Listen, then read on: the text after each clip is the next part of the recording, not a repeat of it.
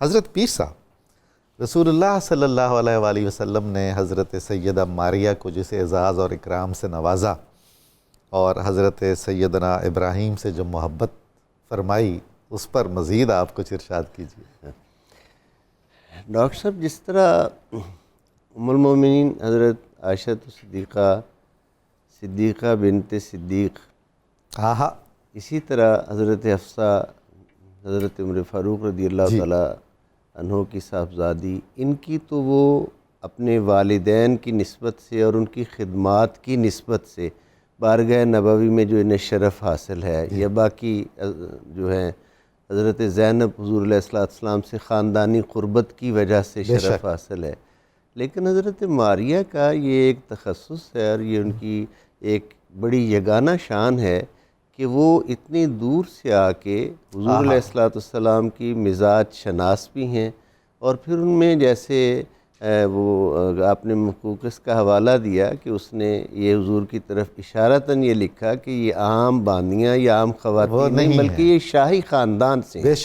شاہی خاندان سے ہیں۔ اب جو شاہی خاندان کے لوگ ہوتے ہیں وہ اپنی کامن سینس میں عام لوگوں سے کہیں زیادہ ہوتے ہیں، مزاج کو سمجھنے والے ہوتے ہیں، اور اپنی عادات و اطوار سے انہوں نے جس والہانہ محبت کے ساتھ حضور علیہ السلام کی شان کو سمجھا، جیسے ڈاکٹر صاحب نے ابھی ذکر کیا کہ راستے میں ہی اسلام قبول کرنے کا، یعنی تبلیغ، حضور کے سفیر کی تبلیغ سے ہی ان کا دل مائل با اسلام ہو گیا۔ یعنی یہ ایک بہت بڑی کوالٹی ہے نا، مطلب ایک ہوتا ہے کہ بارگاہ نبوت میں پہنچے،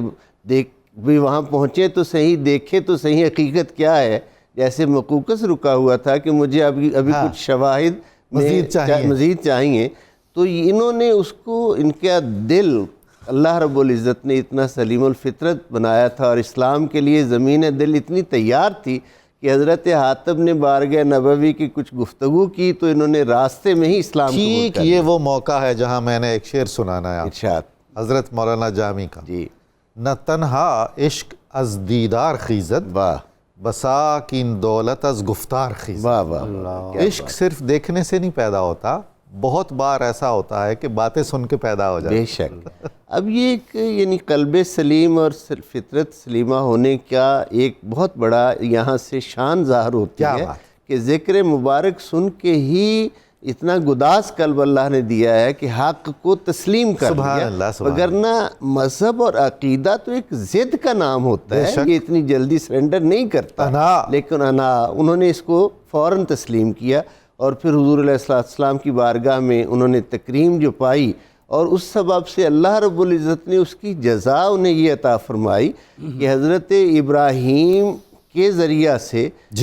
فرزند رسالت مآب، شہزادہ رسالت مآب صلی اللہ علیہ وآلہ وسلم کے ذریعہ سے انہوں نے ہمیشہ کے لیے ایک جاویدانی مقام پا لیا، جیسے ان کی ولادت پر حضور علیہ السلام نے فرمایا ابراہیم نے اپنی ماں کو آزاد کروا دیا۔ اسی لیے ڈاکٹر صاحب اور باقی جس سیرت نگاروں کے حوالے دیے جا رہے ہیں وہ اسی لیے انہیں امہات المومنین میں حضور کے اس فرمان کے تحت جو ہے وہ شمار کیا جا رہا ہے کہ وہ آئی تو اس شان سے تھی، لیکن حضرت ابراہیم کی ولادت کے بعد انہیں اللہ رب العزت نے یہ شرف عطا کیا کہ وہ پاک پروردگار کی عظیم محبوب کی بارگاہ میں اور زیادہ پسندیدہ ہو گئی، اور حضور کے انعامات اور اکرام جو ہے وہ اس بہانے کے پہلے حضور انہیں ملنے کے لیے تشریف لاتے تھے، شرف زوجیت سے نوازا تھا، لیکن اب ابراہیم کی ماں ہونے کے حوالے سے اور جناب ابراہیم کو دیکھنے کے حوالے سے حضور تشریف لاتے تھے، تو یہ بہت خوبصورت محبتوں کی کہکشاں ہے، اس پہ بہت تفصیل سے گفتگو کی جا سکتی ہے، آقا کی نوازشات جو ہیں، لیکن آج کے وقت کے مطابق مولا ہماری حاضری کو فرمائے۔